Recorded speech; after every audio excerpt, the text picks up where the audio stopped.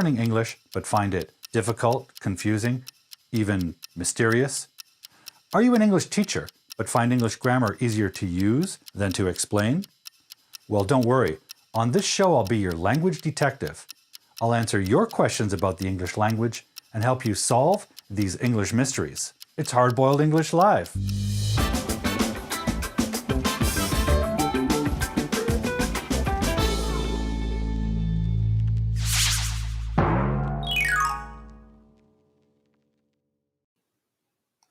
Good evening, everyone. Welcome to Hard-Boiled English Live.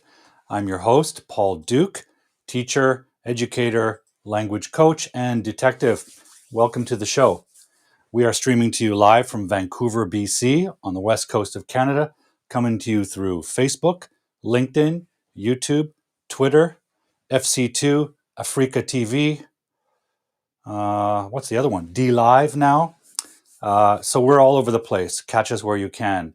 I think the best place to watch the show is either on YouTube or on my Facebook page.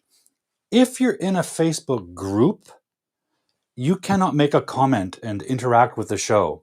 So if you're in the Facebook group, find my profile, Paul Duke, or Teacher Paul Duke, and you'll be able to interact with the show. YouTube channel, Hard-Boiled English with Teacher Paul. That's your best place to watch the show. Also the best picture quality. Anyways, welcome to the show. This is the English Q&A show. The format is very simple. You ask me questions, and I do my best to answer them. To get started, what I'd like you to do is say hello in the comment box and tell us what country you're watching from. Already we have Roni from Bangladesh. Welcome, Roni. We have Wako from Japan. We have Chris from Belgium. Bargain Betty from the moon. We have Waiha from Korea. Okay, great. Guys, for those of you who don't know me, and some of you do know me, I am the host and creator of the YouTube channel Hard-Boiled English. And on that channel, you can find my main video series, English Weirdness. English Weirdness is a long-form investigation show, sort of like Sesame Street meets The Twilight Zone. What we do is we examine some of the strange and confusing parts of English grammar, things that can lead to miscommunication and weirdness. I also host a weekly conversation club, and this is a free event. Anybody can join. And this isn't an English lesson. This is a conversation club. Everyone can talk to each other, meet international friends. It's your chance to practice English. So to join this, it's free, but I need you to register in advance on my Facebook page. Okay? And for those of you who need extra help with your English, I'm always available for private lessons. So contact me either on my website, teacherpaul.ca, or on social media. You can find me all over social media at Hard-Boiled English or at Paul Duke. So I see someone joining the show now from Kagoshima, but there's kanji, and I don't know what your name is. So if you're from Kagoshima, please tell me your name. I'm not sure what the kanji says. My ability to read kanji is limited. Anyways, welcome to the show. Say hello to Chris. Chris is with us from Brazil. Who else is with it? Edil is joining us from Brazil. Hello, Edil. Welcome, welcome. We have Tinka joining us from Slovakia. Okay, so we have Europe in the house. Who else is joining us? If you're joining us, guys, the first thing I always like to do is find out what country you're in. As you can see, we've already got half of the world represented here. We've got Brazil, Slovakia, Japan, we've got Korea, we've got the moon. We've got Andrea Heald-Miller joining us. Fellow educator Andrea, welcome, welcome. And Andrea is in Vancouver, same city as I am. She's a friend and colleague. Who else is joining us? My messages don't scroll somehow. Yes, Andrea from ELS Youth Program, YP, Vancouver. Great. We also have Chieko.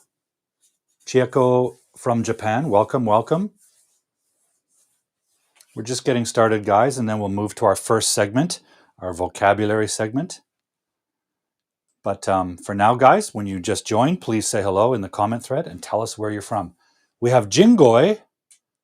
Jingoy, I'm not sure how you say that name. Hopefully I didn't make a mess of it. From the Philippines. So welcome, welcome. Jingoy. Depakortol from the Philippines. Great. We've got so many countries in the house tonight. It's awesome. In the house. What does that even mean when we're virtual like this? It's crazy. Welcome to the show, guys. We'll get started in a moment. Just greeting everyone, welcoming everyone, and then we'll get rolling. By the way, guys, it's October 1st. Can you believe it? October 1st. That's really autumn. September, we had a bit of sun, a bit of rain where I am, so it wasn't clear if it was summer or autumn, a transition month. But now it's really autumn. But October is also one of my favorite months for several reasons. One, it's Halloween. At the end of the month, Halloween. That's pretty cool because I love Halloween.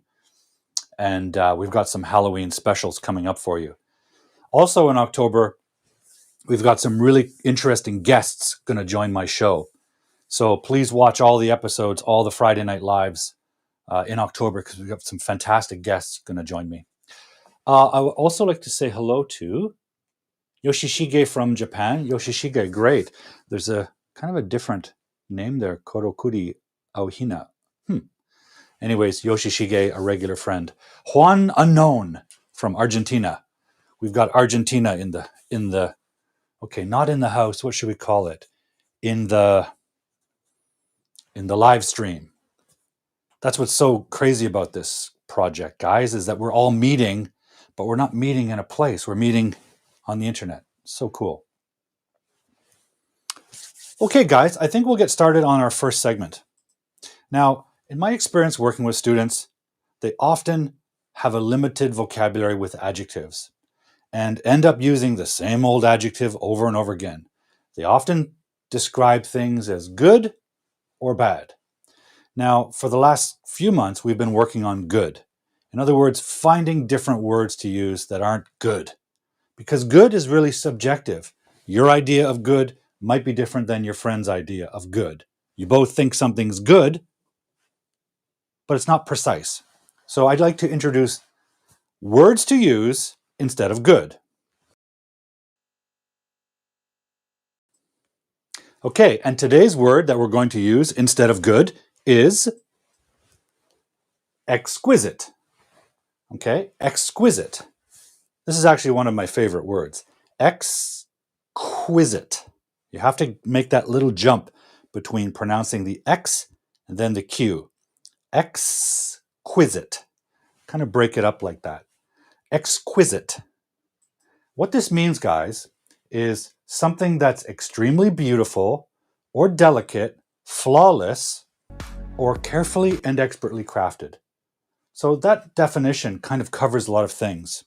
So it could be something that's been made by a craftsperson. I'll give you an example.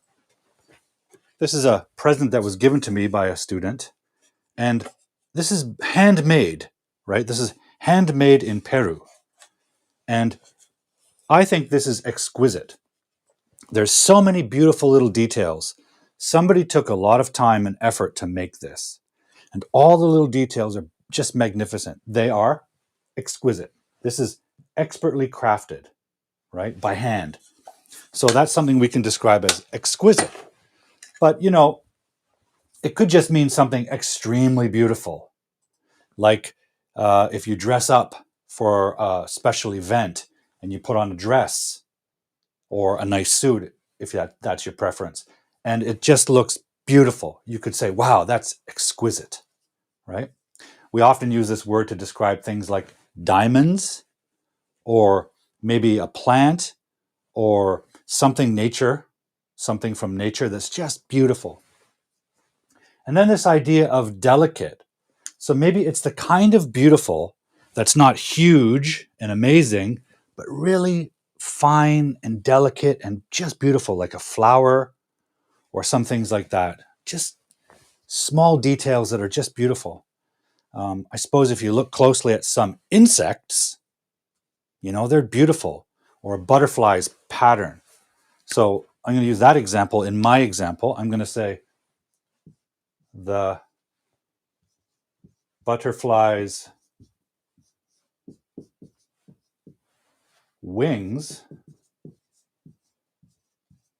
were exquisite. You know what a butterfly is, right? That little insect that flies around. Sometimes their wings have a beautiful pattern on it. Now, nobody made that. Nobody crafted that. But we can call it extremely beautiful or delicate. Really beautiful, tiny little designs. Okay? So guys, that's my example. Now I want you to use this in a sentence. Use exquisite in a sentence. Now remember, it's an adjective. So you can make a sentence with this in front of a noun, like exquisite wings, or you can use a be verb and to describe the subject. The butterfly's wings were exquisite, or the diamond is exquisite, or that's an exquisite diamond. There's kind of two patterns for using adjectives. So why don't you guys try? You write me a sentence in the comment box. Oh, Chris has an excellent example. Now, Chris is an art expert, an art aficionado. So naturally, her example features an artist. Can we get that up on screen? Chris says the paintings of Pieter Paul Rubens are exquisite. Okay, so this word is often used to describe works of art because they're expertly crafted, but they're also extremely beautiful or delicate. The details of some artwork is amazing. Exquisite. Great example, Chris. Great example. Guys, if you are just joining, please say hello and tell us what country you're from in the chat box. I'd like to get an idea of who's with us. Okay, so let's see your examples, guys. Try to use this vocabulary in a sentence. Just type it up in the comment box. Describe something as exquisite. I could describe this as exquisite. This is a little, I think this is called a diorama. It's three-dimensional craft. The diorama, this is an exquisite diorama. Okay, Juan Unknown has a nice example. My mother's cooking is exquisite. Good. So in this case, we can say expertly crafted. Flawless, right? No flaws. So perfectly made. That's a great example too, Juan. Thank you. Anyone else want to try?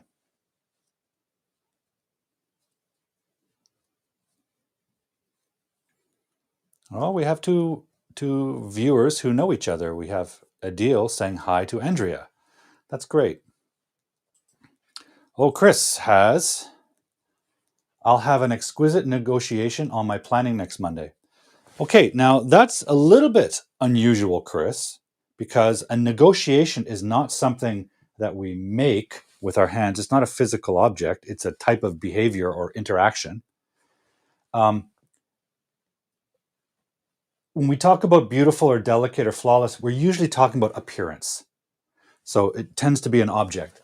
So it's a little odd to describe a negotiation with exquisite. It's not impossible, but it's a little unusual, and that's cool. Unusual is okay. Chris says the new decoration is simply exquisite. Okay, great. You know, a lot of people at Christmas time put decorations up on a tree or their homes, and some of them are just really beautifully done and exquisite.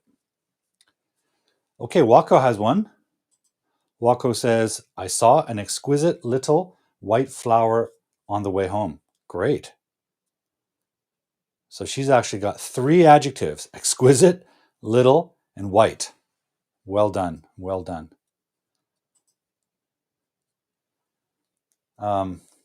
Okay, Roni says, Bangladesh has exquisite beauty in the nature. Okay, great. Exquisite beauty. What else do we have here? Oh, Aya Hyoki is with us. Aya says, this origami art on the wall is really exquisite. Okay, great. Origami is a folding paper art. from Japan, and it can be very exquisite if it's done well. If I do it, it tends to look really terrible. So I'm sure Aya's origami art is exquisite, but it does take some practice. We also have Fuad Tegaduini joining us. Fuad, welcome to the show. What country are you in, Fuad? I think I might have missed that. Aiko's here with us. Aiko's from Vancouver. And by the way, I want to say congratulations to Aiko. She came to Vancouver a couple of years ago, and she's been working very hard to pass the registered nurse exam. And recently, she passed the exam. So congratulations, Aiko. Very proud of you. That takes a lot of hard work and effort. But now she can work as a nurse in Canada. So that's really exciting. Lots of hard work went into that. Wako says, congratulations, Aiko. Galaxy. Not sure what galaxy means. Okay, great. Yeah.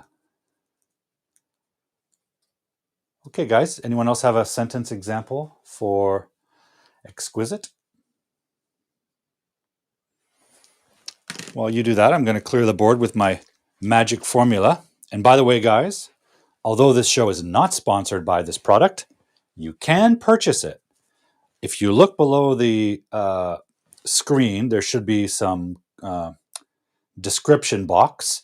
And in that description box are 2 links where you can buy the board cleaner and also the Arteza pens that I use. Now, Arteza pens are really good because they're solid, bold, and clear. They tend to be very precise. And Expo Whiteboard Care is great because when you erase something, it erases it effectively, but it also dries almost instantly. So you can write on the board right after you spray, right? So it's a very unusual product. I've tried all kinds of products, and I do believe these are the best markers and these are the best whiteboard sprays. So if you're a teacher and you work on a whiteboard, you can buy these products below from the links. Okay, Tinka's got a great sentence here. Tinka from Slovakia. The picture my little daughter created for me was exquisite. Great, great, great. Okay, did I miss anyone? Anyone's greeting? Okay, let's get rid of the word of the day, guys. Okay, now this show basically runs on a format of questions and answers, and you can ask questions here. But first, I'm going to deal with a couple questions that were sent to me, because during the week, you can contact me at Hardboiled English, on any of my social media platforms, profiles, or even on YouTube. You can contact me and ask your questions then. A lot of times people ask me a question because they can't watch the show live. So they want me to answer the question on the show, and they'll watch the recording. By the way, the recordings are available on YouTube the following day. I post them in the morning. Okay, I'm going to answer the first question that was sent to me. How can I use another or other? In other words, what's the difference? I get a lot of what's the difference between this and this questions. So this is okay. Because sometimes things look similar. You're not sure what the little difference is, but you know there is one. Let's look at this.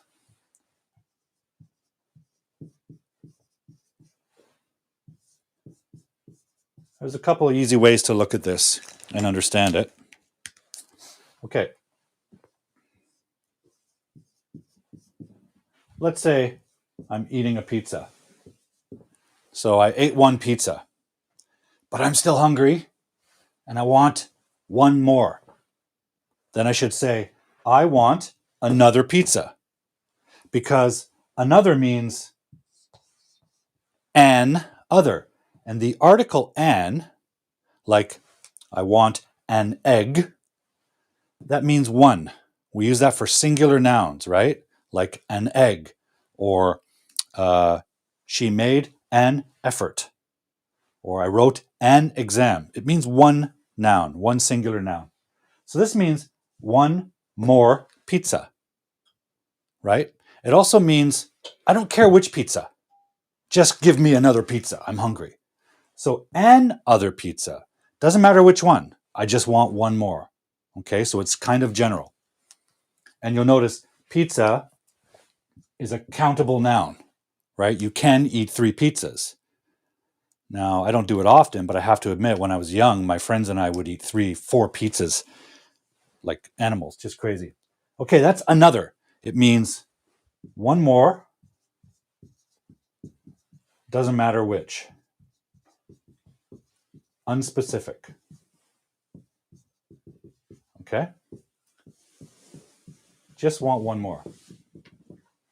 So let's say my pen loses its ink. I want one more pen. I have a collection of pens, right? Doesn't matter which one, I want another. I'll just take any of them, right? An, the article an, we can also remember like this. An kind of means any. Look, an, e, any. So I'll have any pen. I'll have any pizza, right? There's a relationship there, a similarity. Okay, what about other? What the heck is other? Well, let's say there are other pizzas. Not here, over there. There are other pizzas. So what's the difference? Well, look closely. This is plural. So we can use other with plural. Here, an other means one more. So we can only use it with singular nouns. An other pizza. One other pizza. That's what it means. One other. This means other pizza, plural.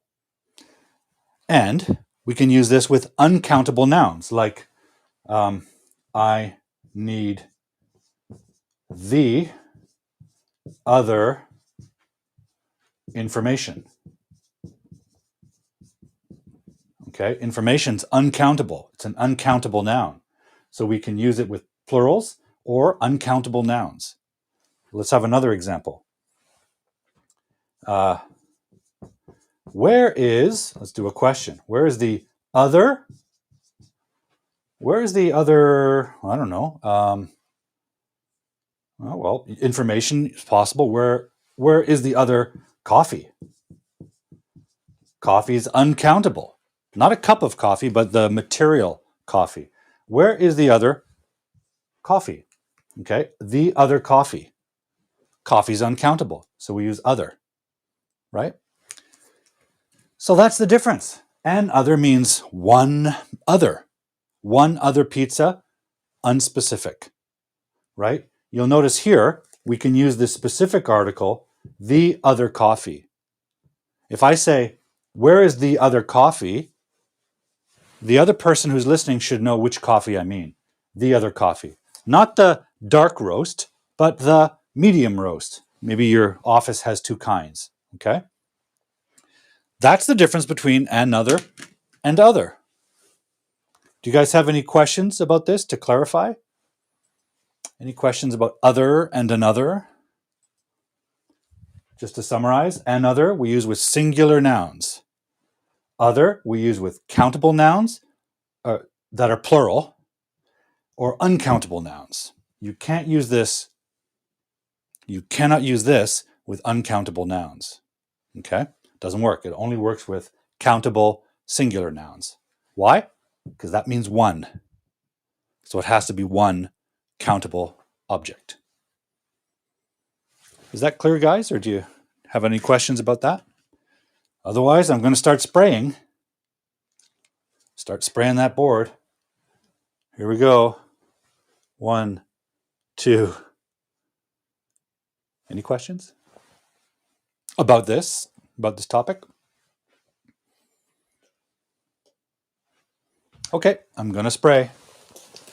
Don't even try to stop me.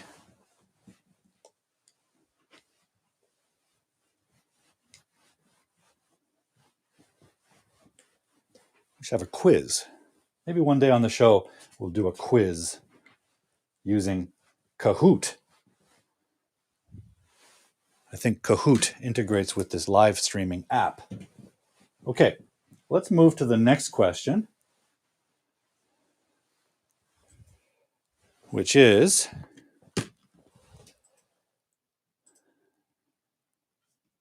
okay, great question. I'm going to answer this one. This one's easy to answer, okay? Sometimes people ask, what's the difference between affect and effect? Because they feel that there's a similarity and it's confusing them. I'm going to answer this question really simply. Check the dictionary. Because the dictionary will tell you the difference, okay? It'll tell you the difference of meaning or part of speech if the words are a different part of speech. So I think you guys can answer a lot of questions yourself. Everyone's got a cell phone. Maybe not everyone has a big fat printed dictionary like I do. I just like books. But everyone's got a phone. And on the phone, you can find all kinds of dictionaries, including the Oxford Online Dictionary. And when you look up a word like affect and then effect, you will learn the difference. But it's my show. I'm here to answer your questions, so I'll answer. Affect and effect are related in meaning, okay? However, one of these is a noun and one of these is a verb. And that means you have to use them in a sentence differently, right? Let's say the weather affects my mood, my feeling. The weather affects my mood. So here's the subject, verb, and object. Effect is a noun. So we can use it as the subject or we can use it as an object. We can say something like, the effect was strong. Okay, so we have an adjective. The effect was, verb, and then adjective. Okay, the effect was strong. Like, I don't know, some people had a strong reaction to a vaccine. Or if you drank some alcohol recently, maybe the effect was too strong. Maybe if you traveled overseas to places like Germany in October and you went to Munich for Oktoberfest and you drank too much beer and the effect was strong. Remember the adjective we used? If you drink too much beer, you might be staggering. Anyway, the effect was strong. So we use effect as a noun. And this is the verb, right? But you can see the meaning is sort of related. It means sort of that something has an impact on you, something changes you, or something moves you. The weather changes my mood. It touches my mood. The effect was strong on me, the effect on me. So the meaning is something sometimes related, but language doesn't work just on meaning. It works on grammar levels, meaning levels, and the way we use it levels. And it's good to understand them. But guys, this could be answered really simply by just looking in a dictionary. And if you really want to learn a language, sooner or later, you need to look in a dictionary. There's a lot of information in there. You can find out if a thing is a noun, a verb, a countable noun, an uncountable noun. You can even learn how to pronounce it from a dictionary. So I think the dictionaries are underused. Even when I was young learning English, I often used my dictionary. I used it a lot. And when I was learning a second language or a third language, I always had a dictionary nearby. Not a translator, a dictionary, so that I could learn the word in that language, understand it according to that language culture's logic, and while learning the definition, you're learning the language. So it's a good question, but I think it's a question anybody can answer for themselves. We have a question here from Juan. Okay, I think we've talked about this before, Juan. This is related to gerunds and infinitives, right? So, I like. Okay, I like. Well, Like is a verb, and we know this from reality, from our own lives, that we can like different things. We can like the pens. I just told you how great they were. I like the pens. Okay? So we can like objects. But we can also like actions.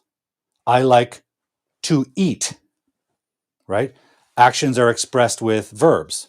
I like to eat. I like to walk. So I like actions. And that's because of the verb like, the meaning of the verb in reality. It expresses things that you like.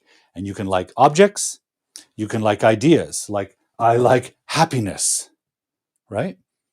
But we can also like actions. So we can like verbs. That means we can like nouns and we can like verbs. Just because of the nature of the verb. Not every verb is like that. But like is a verb in its meaning that allows us to like nouns and verbs. You can just know that from real life. So what kind of nouns? Well, we can like objects, like pens, and we can like names of activities, such as surfing. Surfing is a gerund, and gerund is the name of an activity. It's not really a verb anymore. When you put the ing on it, it's no longer a verb, it's a gerund. And a gerund has noun meaning. It's the name of the activity. Just look at the Olympics. The name of the events are often gerunds. Swimming, running, fencing. Okay, a lot of ings, because those gerunds express the name of an activity. So that's a noun. You can like objects or names of activities. So you can like nouns or you can like gerunds, which are the ing form. What about verbs? Well, you can like verbs. So we can also like infinitive verbs. Now, this is important because in English, you can't use base form verb like with another base form verb. You can't say, I like buy shoes. You cannot have base form and base form verb together. They're not allowed in English. This is 100% impossible. So this has to change form. So that's when we use the infinitive. I like to buy. Now that's a complete infinitive verb. And you can see that's not a base form and base form anymore. So if you have a verb and you want to follow it with a verb, it has to be infinitive. So in your example,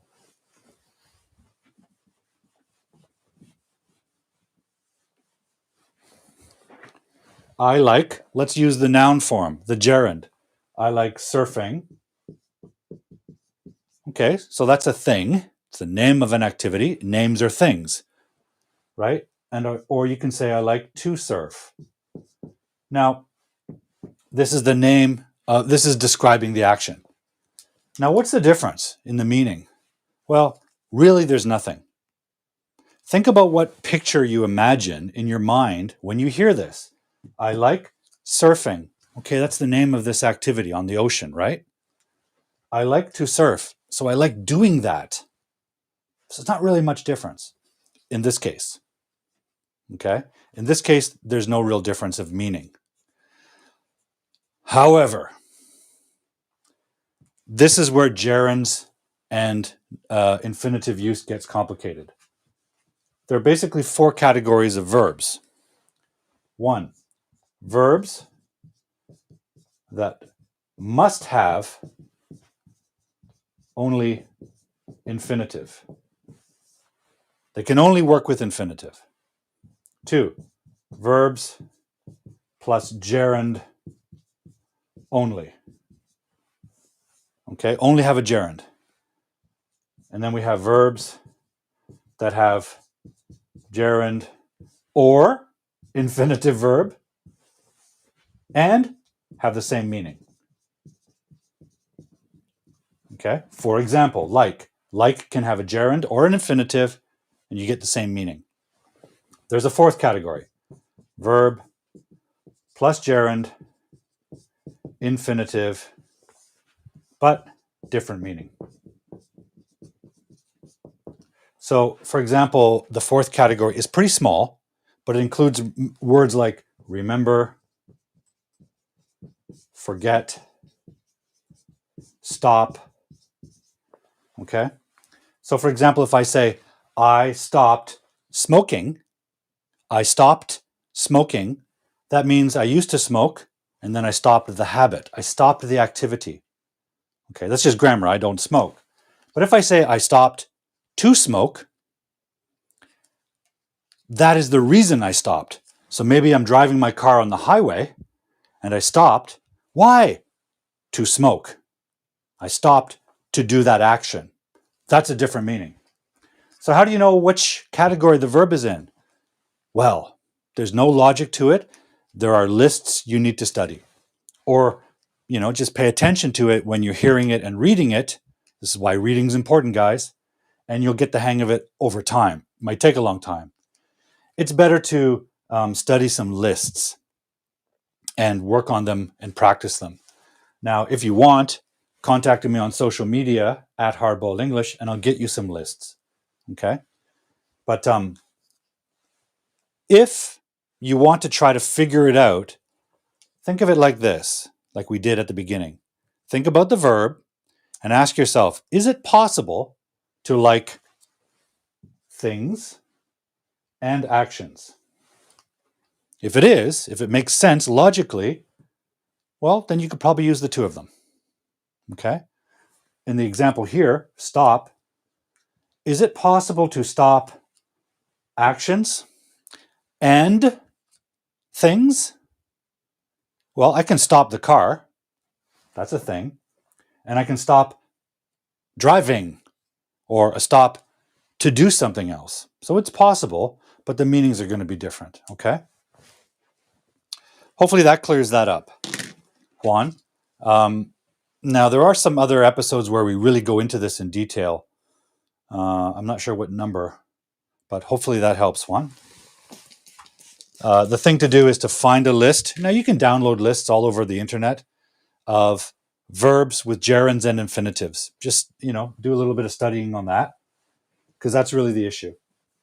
Each verb has sort of a large logical partner. Okay, great. Glad that helps, Juan. Okay, it's going to clear the board and see what else we have here.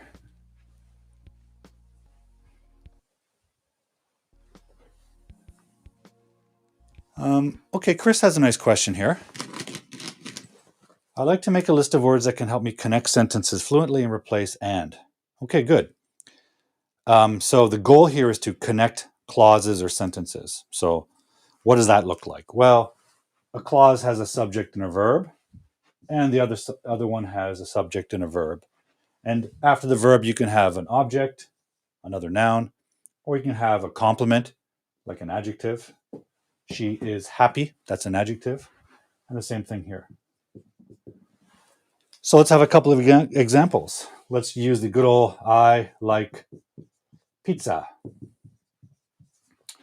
And let's say she is happy. So here we have subject, verb, adjective. Here we have subject, verb, object. So two kinds of sentence. And Chris wants to connect them. Of course, you can just say this. I like pizza. She is happy. But it sounds kind of robotic. And what if you think there's a relationship between these two sentences? They're just not separate sentences. The idea is somehow connected. I don't see any connection in logic, but let's change the sentence and maybe make a better connection. So I like pizza. Pizza is delicious. Okay. Same structure, subject, verb, adjective, but we're going to try and connect them, and there does seem to be a relationship. Okay, how can we connect them? Well, as Chris points out, we can say and, right? And by the way, when you use and you connect two clauses, two subject and a verb and a subject and a verb, you have to use a comma. Okay, it's a good habit to get into. What else can we use? Well, Now that we're looking at this closely, we can see that this belongs to a category of words called conjunctions. And there's a really good list of the basic conjunctions. And these are called coordinating conjunctions because they coordinate this with this. So what are they? For, and, nor, but, or, yet, and so. And these are often called the fanboys. Fanboys. Fanboys. Easy to remember, right? It's a memory system. They all need the comma, but these connect one clause with another clause. Now, each one has a bit of a meaning, so sometimes it's not always logical. When you use this as a conjunction, it usually is used for a reason, right? I bought the pen for using on the board or something. Okay, so that's usually how it's used to connect reason, like because, and connects two things that are sort of two ideas that are related. Nor is a negative, and it's usually used with neither this nor that. But is a way to communicate contrast, a positive thing but negative thing, or a negative thing but positive thing. It's raining outside, but I like rain. Okay, so a negative contrasts with a positive, but has the meaning of contrast, right? Or is when you have two options. I like pizza, or I like sushi. Two options. Yet means usually not at this time, not yet, but maybe in the future. And so is how we connect cause and effect. It's raining, so I close the window. So your choice here, Chris, is based on the meaning that you want to connect the two ideas with. Are you contrasting a positive and a negative, or a negative and a positive? Use but. If you're just connecting two different ideas, use and. However, Chris, and is a very useful word. So don't just throw it in the garbage because you want variety. Okay?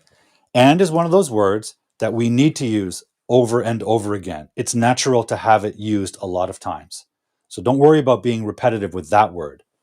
What you don't want to repeat, especially when you're writing, are things like verbs and adjectives. Like, don't use good all the time. Like, I like good pizza, and pizza is good to eat. So I want to find a good restaurant to eat my favorite pizza in, and I hope it's a good price, right? Mix up your adjectives, mix up your verbs, mix up your nouns. Sometimes we have to repeat the nouns to focus the topic, like pizza, right? But don't be afraid to use and a lot. It's like articles, right? A, and, the. We expect to use those many, many times in speaking or writing English. So it's normal to see those used a lot. So don't worry about that. But this is the basic conjunctions we use to connect sentences. Now, there are other conjunctions when on one side we don't necessarily have a clause. Okay? We might have like a noun phrase, a bunch of nouns. Give you an example. What the heck?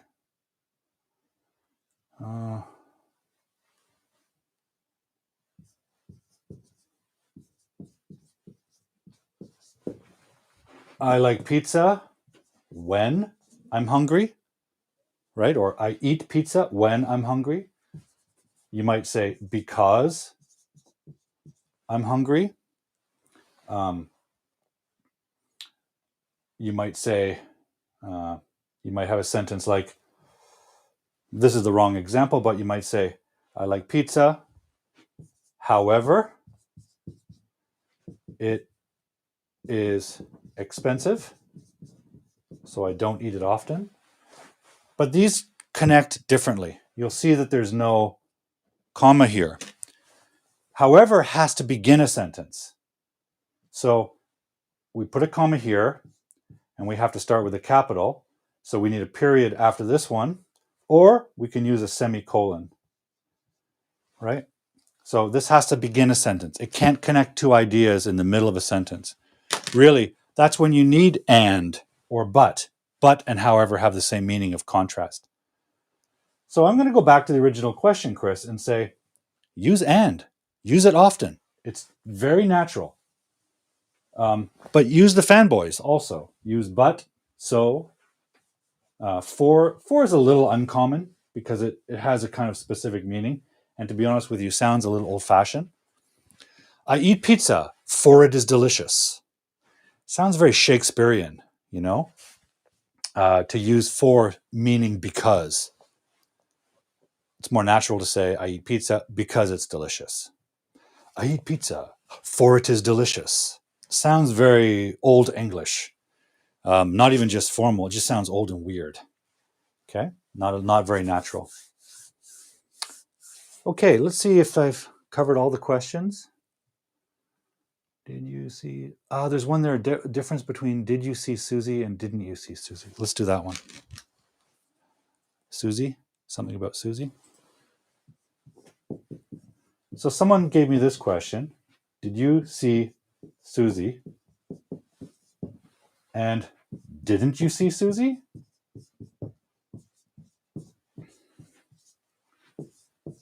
And this person, first of all, asked me, are they correct?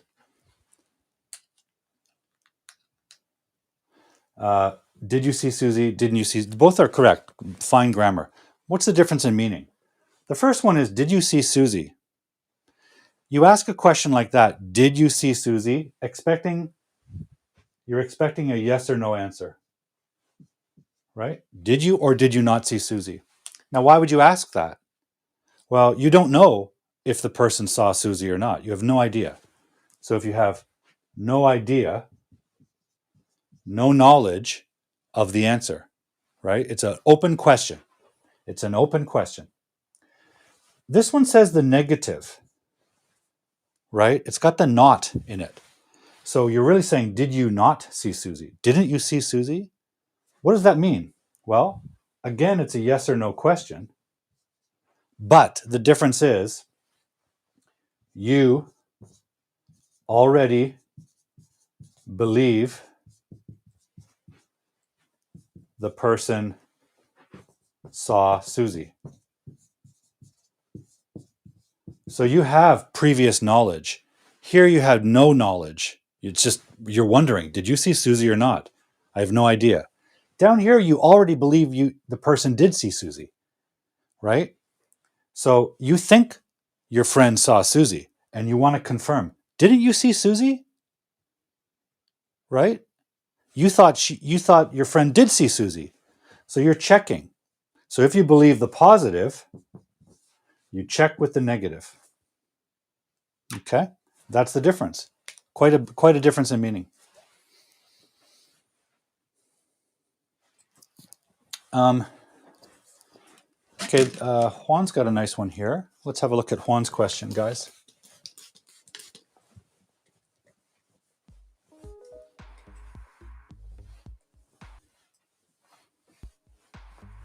Okay.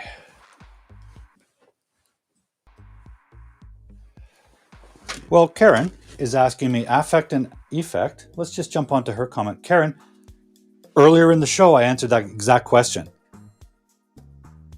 So the difference is, and when I post the recording, you'll be able to see it. The difference is affect is a verb, effect is a noun. That's the difference. So you have to use them differently in the sentence. But after the show, I'll post it, review it to the first half hour, I think. And I just explained it, oddly enough. Okay, I'm going to answer Juan's question. When are the verbs go and grow used as become? Okay, Juan, I'm not sure go and grow are used as become. Those are different words. Go means go, grow means grow, and become means become. Can you give me an example that's causing this confusion? I'll show you what become means. am a teacher, right now. And that's the be verb. So you can connect subject with complement, and the complement can be a noun or it can be an adjective. I am happy. But let's say I don't like being a teacher anymore. It's too boring. I want to change and be something else. I don't want to be a teacher anymore. I want to be a firefighter. Okay, so I have to change what I am. So I would say, I want to become a firefighter. I am not a firefighter right now. I want to change and later be a firefighter. So if you look closely, become has the be verb in it. So it means what you are or what something is with a change, right? So someone is going to change status. Okay, so here's Swan's example. The kids have gone wild. Okay, so this is present perfect. Okay. So to go wild means to act crazy. Okay. Now you can say it that way. You can express a similar meaning like the kids became wild. Okay. They weren't wild in the beginning, but they changed and now they're wild. So that change is expressed with be, right? They were wild. They were calm. And then they changed their status and became wild. You can say that. Have gone is present perfect, though. It's a different grammar, right? And it doesn't really express there's a change. Became expresses a change, right?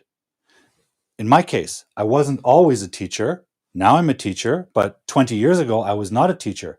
So I changed. I became a teacher. I changed, right? Become. Karen's got an example here. A seed grows into a flower. Okay, let's use that example.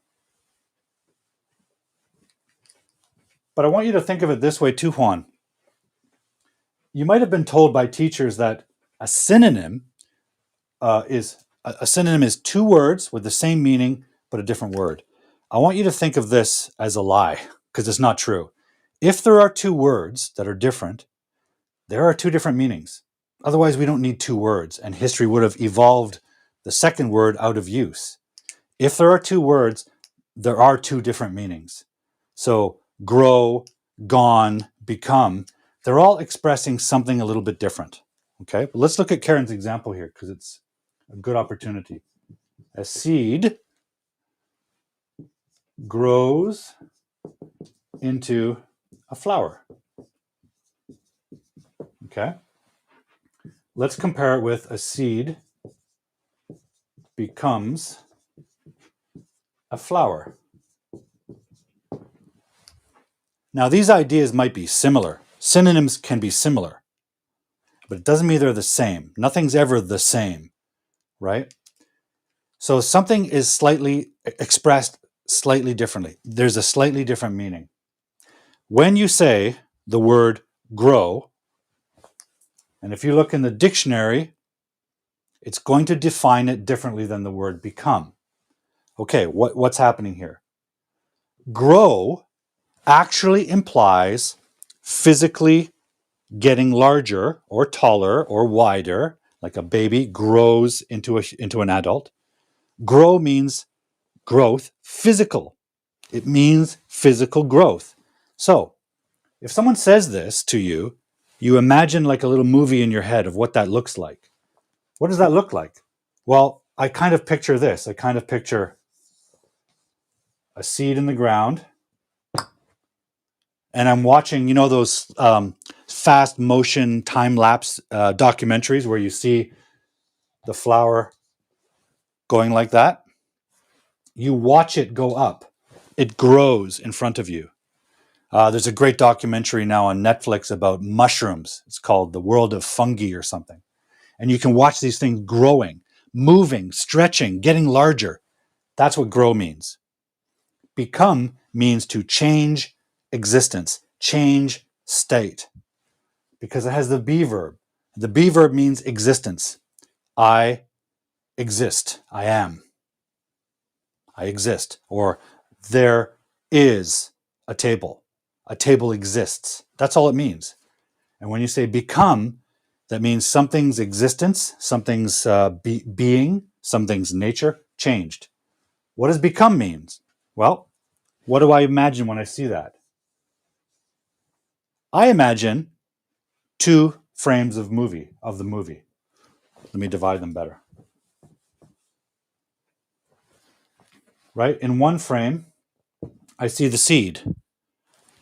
Edit, cut, and then I see a flower. I see a cut. I see a direct change. Right? I am a teacher now. I wasn't a teacher in my past. I became a teacher. You don't see the change, right? You see the change of status. Here, a seed becomes a flower. Here, a seed grows into a flower, right? Now, are they different in meaning? Well, in both cases, we're talking about a seed changing to a flower. But the emphasis is different, right? The power to describe reality. That's what language is. Language gives us the power as humans to describe reality, to create these mental pictures, right? And this mental picture is slightly different than this. Slightly. There's a lot of overlap. There's a lot of Venn diagram. There's a lot of shared similarity. But using this and using this creates a slightly different meaning, a slightly different precision of meaning. And guys, when I work with students to teach them how to develop their English, I don't teach them that this is correct and this is not correct. And I don't want you to think like that. Using a language in real life is not about passing a test. What's a language about? It's about precisely and accurately communicating these different ideas, right? Yeah, like Andrea says, it's like big and large. So the goal of our language usage, guys, is to express our ideas and communicate them to other people with as much precision as possible. We want our communication to be precise, to say exactly what's in my head. And what's in your head? Pictures like this, meanings like this. And you want to share that with someone. So the word choice is important. That's why it's important to learn a lot of vocabulary. And so is the grammar. Like saying have gone wild, that's present perfect grammar. It's perfectly done, by the way, but present perfect communicates something different. It communicates the relationship between the past and the present. In grammar, perfect means past. So present perfect really means past and present together. That's a different idea than this. So, if you say both of these, someone will understand you, right? The meaning is pretty much the same, but there's a small difference. And it can be challenging to get there, but your ultimate goal of a language is to use it with this kind of precision, hopefully. I mean, it's a long-range goal. You don't need to get there. But for example, as a speaker of English, I'm always trying to be more precise with my choices of how I say something, because otherwise I'm conveying different meanings. It's about control. You want to be able to control your language so that you're communicating precisely what you're thinking. I'm sure you've all had the experience of being a beginner in another language. And especially if you're an adult, you have these complex adult ideas, but your language is baby talk. And there's a real difference between what you're thinking and what you're able to say. What you want to do is get those to match. Now that's the goal. That's the long-range goal, being able to precisely communicate what you're thinking. When I learned another language, I studied Japanese in university. And I went to university in my 40s.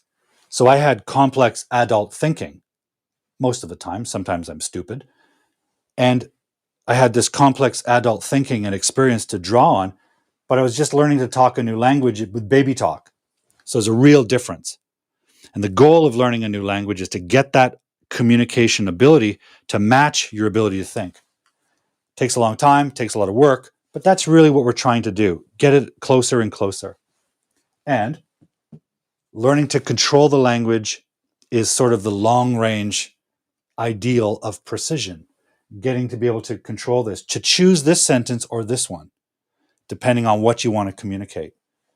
It's not always, doesn't always happen, right? But I think in the end, it's what we're shooting for. We're not trying to learn a language just to pass a test. We want to be able to communicate our ideas clearly and precisely to our friends so that they understand what we're thinking and what we're feeling. Trying to explain emotions and abstract ideas, we want precision of language. So it's not about being correct or incorrect. It's about, is this precisely what I was trying to communicate or something really different? Okay. Well, guys, we're running out of time. In fact, it's time to say goodbye. Hopefully I didn't miss too many questions. If I did, I will record them and I will note them, and I will address them next week. So I want to say thank you to everyone. We had Roni with us. We had Chris. We had Bargain Betty from the moon. We had Wai Ha from Korea. We had Etz from Japan. We had Edil from Brazil. Chris from Brazil. Tinka from Slovakia. We had Andrea from Vancouver. We had Chieko from Japan. Jingoi from Philippines. Yoshishige from Japan. Juan, unknown, from Argentina. Fuad, I still don't know where you're from. Aya from Canada and Japan. Aiko from Canada and Japan. Katongo, who joins us every week and says, very interesting, but never tells us where he's from. Katongo, thank you for watching. And finally, my friend Karen, wonderful educator from our big brother down south, the US of A. Thank you guys for joining the show. If you want pens or whiteboard spray, they're available in the links in the description below. And also, guys, if you're feeling generous, there's also a way down below to support this show. This show actually costs me money to run, and I want it to be a free product for you guys. If you're in the mood to support, you can go to the link for Buy Me a Coffee and make a tiny donation. All of it adds up to help support the production of this show. We'll return next Friday, same time, same place. Until that time, guys, I want to say thank you for watching. Thank you for joining. Keep working hard on your English. Please stay safe out there, guys. And above all, stay cool.